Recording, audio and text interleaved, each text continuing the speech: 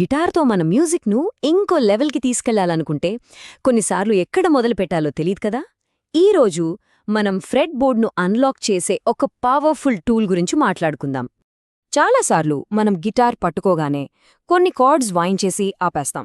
అరే, ఎప్పుడూ ఇవేనా, ఇంకేం లేదా అనిపిస్తూ ఉంటుంది. ఈ కార్డ్స్లోనే ఇరుకుపోయిన ఫీలింగ్ చాలా మంది గిటారిస్టులకు వస్తుంది.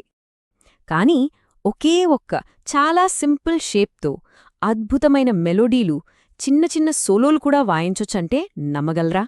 అవును, రిథమ్ గిటార్ నుండి లీడ్ గిటార్కి మారడానికి ఇదొక పర్ఫెక్ట్ ఫస్ట్ స్టెప్ అన్నమాట. సరే, మరి అదేంటో చూద్దామా? మన కొత్త secret weapon, the universal music scale. దాని పేరే ఏ మైనర్ పెంటటోనిక్ స్కేల్. పేరు కొంచెం టెక్నికల్గా అనిపించినా ఇది చాలా సింపుల్. పాప్ మ్యూజిక్ అయినా, వర్షిప్ మ్యూజిక్ అయినా ప్రపంచవ్యాప్తంగా ఎక్కువగా వాడే స్కేల్స్లో ఇది ఒకటి. ఒక్కసారి ఇది మన చేతికి అలవాటైందంటే చాలు, చిన్న చిన్న మెలోడిక్ ఫిల్స్, కూల్ రిఫ్స్, సోలోలు వాయించడానికి ఒక మ్యాజిక్ కీ దొరికినట్టే. ఇప్పుడు చూడండి, అసలు మ్యాజిక్ ఇక్కడే ఉంది. ఈ ఒక్క స్కేల్ చాలా కామన్ కార్డ్ ప్రోగ్రెషన్స్తో భలే సెట్ అయిపోతుంది. సి మేజర్, ఏ మైనర్, జీ మేజర్, ఈ మైనర్, ఎఫ్ మేజర్, మనం ఎక్కువగా వాడే కార్డ్స్ ఇవే కదా. ఈ కార్డ్స్ వస్తున్నప్పుడు ఏమాత్రం ఆలోచించకుండా ఈ స్కేల్లోని నోట్స్ ప్లే చేయొచ్చు. ఇది నిజంగా మ్యూజిక్లో ఒక చీట్ కోడ్ లాంటిదన్నమాట. మంచిది, అంతా బాగుంది. కానీ ఈ స్కేల్ను ఫ్రెట్బోర్డ్పై ఎలా పట్టుకోవాలి? దానికోసం మనం బాక్స్ 1 అనే షేప్ను నేర్చుకోవాలి. ఇదే మన రోడ్ మ్యాప్. పదండి, దీన్ని వివరంగా చూద్దాం. ఓకే, ఇక్కడ కనిపిస్తున్నదే ఏ మైనర్ పెంటటోనిక్ బాక్స్ 1 షేప్. ఇది 5వ ఫ్రెట్ దగ్గర మొదలవుతుంది. చూడగానే కొంచెం కన్ఫ్యూజింగ్గా అనిపించొచ్చు, కానీ అస్సలు కంగారు పడకండి. మనం దీన్ని స్ట్రింగ్ బై స్ట్రింగ్ చాలా సులభంగా విడదీసి నేర్చుకుందాం. సరే, మొదట బేస్ స్ట్రింగ్స్తో స్టార్ట్ చేద్దాం. అంటే మన పైనున్న 2 దళసరి స్ట్రింగ్స్. 6వ స్ట్రింగ్ అంటే లో ఈ స్ట్రింగ్ మీద 5వ ఫ్రెట్, 8వ ఫ్రెట్ అంటే ఏ, సి నోట్స్. తర్వాత దాని కిందున్న 5వ స్ట్రింగ్ ఏ స్ట్రింగ్ మీద 5వ ఫ్రెట్, 7వ ఫ్రెట్. ఇవి డిఈ నోట్స్. ఇప్పుడు మిడిల్ స్ట్రింగ్స్. 4వ స్ట్రింగ్ డి స్ట్రింగ్ మీద 5వ ఫ్రెట్, 7వ ఫ్రెట్. ఇవి జీ, ఏ నోట్స్. ఆ తర్వాత 3వ స్ట్రింగ్ జీ స్ట్రింగ్ మీద మళ్ళీ అవే 5వ ఫ్రెట్, 7వ ఫ్రెట్. కానీ ఈసారి నోట్స్ సి, డి. గమనించారా? ఇక్కడ ఒక ప్యాటర్న్ కనిపిస్తోంది. ఇక చివరిగా కింద ఉన్న సన్నని ట్రబుల్ స్ట్రింగ్స్. 2వ స్ట్రింగ్ బి స్ట్రింగ్ మీద 5వ ఫ్రెట్, 8వ ఫ్రెట్. అవి ఈ, జీ. ఇక లాస్ట్ మొదటి స్ట్రింగ్ హై ఈ మీద మళ్ళీ 5వ ఫ్రెట్, 8వ ఫ్రెట్. ఇవి ఏ, సి నోట్స్. అంతే, మన బాక్స్ 1 షేప్ కంప్లీట్ అయిపోయింది. ఓకే, ఇప్పుడు మనకు షేప్ తెలిసిపోయింది. కానీ దీని మ్యూజిక్లా ఎలా మార్చాలి? దానికి కావలసింది ప్రాక్టీస్. సరైన ప్రాక్టీస్. జస్ట్ నోట్స్ ఎక్కడున్నాయో తెలుసుకోవడం కాదు, ఆలోచించకుండానే మన వేళ్లు అక్కడికి వెళ్ళిపోవాలి. దాన్నే మజిల్ మెమరీ అంటారు.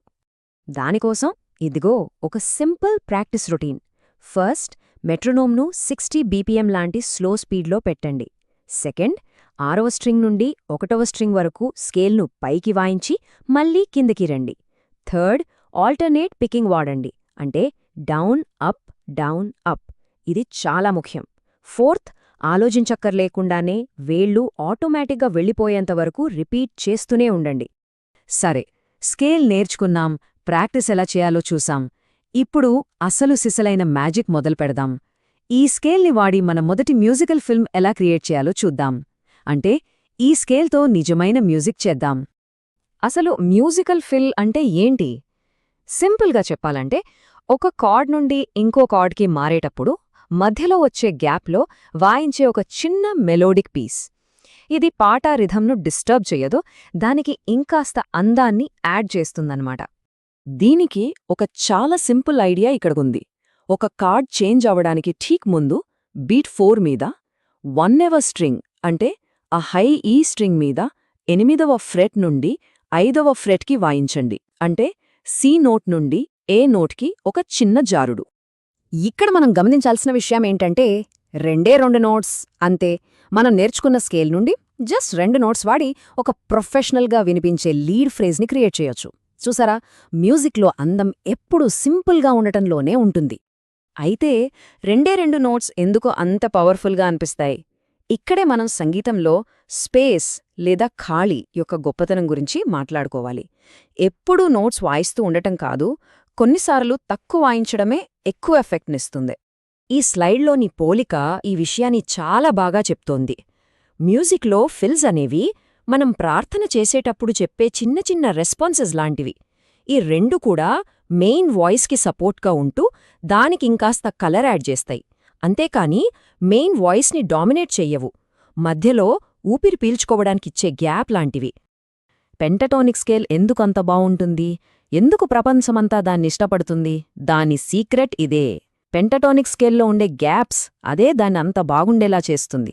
ఆ స్పేసే మ్యూజికల్. అసలు విషయమేంటంటే, సాధారణ మేజర్ స్కేల్లో 7 నోట్స్ ఉంటాయి కదా, దాన్నుండి 2 నోట్స్ తీసేస్తే వచ్చేదే ఈ పెంటటోనిక్. ఆ తీసేసిన నోట్స్ వల్లే దీనికింత యూనివర్సల్ సౌండ్ వచ్చింది.